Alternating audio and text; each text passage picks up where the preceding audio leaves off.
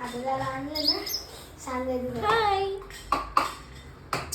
हा ये ये ये ये. खाऊ कुठे ठेवला हिचा? इथं ठेवलाय. ये ये ये. हाय. टीचर तिकडे थांबली खाली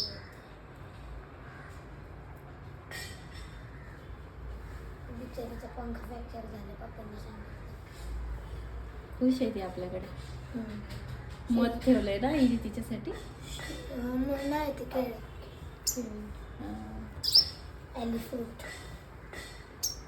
एलिफ्रूट्स खाते